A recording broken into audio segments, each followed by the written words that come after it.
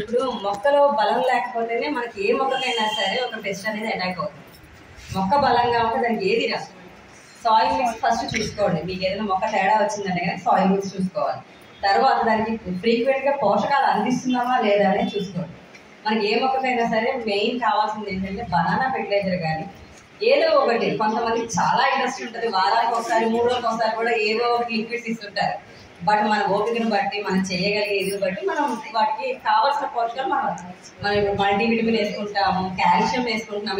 ఇట్లానే వాటికి కూడా ఏ ఒక ఆ పోషకాలు అవి వాటికి అందిస్తూ ఉంటే వాటికి బలంగా పెరుగుతాయి. పోషకాల లోపం వల్లే ఇలాంటి పెస్టులన్నీ అటాక్ అవుతుంటాయి వాటికి.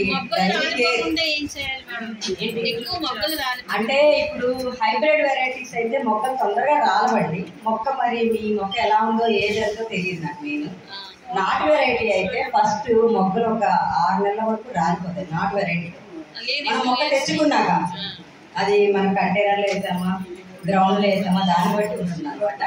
దానికి ఏదైనా సరే మీరు బ్రూ కానీ ఇన్స్టెంట్ ఏదైనా కాఫీ పౌడర్ మొక్క సైజు కంటైనర్ సైజు బట్టి 1 కానీ 2 స్పూన్లు కానీ ఇచ్చి కొంచెం మట్టిని ఇలా పక్కకు అనేసి దానిలో 1 or 2 స్పూన్స్ కాఫీ పౌడర్ ఇవ్వండి. ఇచ్చాక మళ్ళీ కొంచెం వాటర్ ఇచ్చేయండి. లేదు కాఫీ పౌడర్ ఎందుకుంటాయి వాటి కాస్ట్ వేస్ట్, ఎప్సమ్ సాల్ట్ మనకి తక్కువ రేట్లోనే దొరుకుతుంది.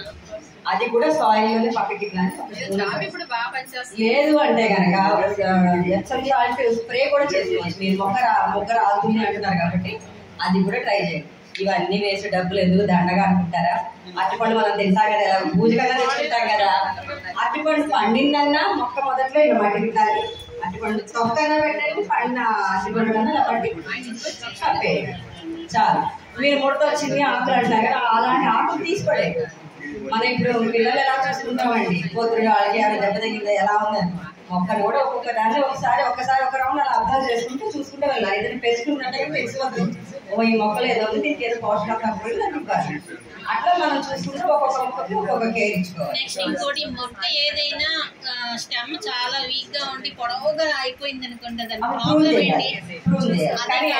వెజిటబుల్స్ అయినా సరే ఏ వెజిటబుల్ వంగ అనుకోండి, ప్రతి మొక్క కూడా అంటే ఇచ్చే బలం ఎదగడానికి వస్తుంది. మిర్చి మొక్క అయినా సరే పొడవుగా వెళ్ళిపోతుందండి.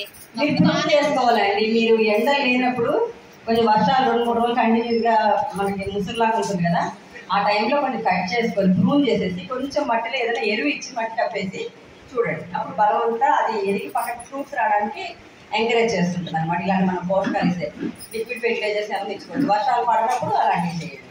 మీకు వర్షాలు వచ్చినప్పుడే ప్రూన్ చేయండి. మొక్క అప్పుడు గుడ్డుగా పెరుగుతుంది. అప్పుడు పొడవుగా ఒక మిర్చి ప్లాంట్ 3 years వస్తుంది. ఎప్పటికప్పుడు ట్రిమ్ చేస్తే బ్రాంచెస్ ఎక్కువ, మనకి ఈల్డ్ ఎక్కువ వస్తుంది. ఎవరో మునగ చెట్టు పెట్టారు, అది దగ్గర 15 అడుగులు పెరిగితే ఇలాగ వెళ్ళిపోతుంది ఏంటి అన్నారు. అది కాదు, మనం 6 అడుగులు ఉన్నప్పుడే కట్ చేశారు. ఒక బ్రాంచెస్ వస్తాయి. మళ్ళీ 2 అడుగులు పెరిగినాక 8 అడుగులు పెరిగిన తర్వాత మళ్ళీ కట్ చేయాలి. అలా చేస్తే ఎక్కువ మనకి అందుబాటులో బ్రాంచెస్ ఎక్కువ ఉంటాయి. ఈల్డ్ మనకి మీకేమైనా డౌట్స్ ఉంటే కనుక సబ్జెక్టే మనకి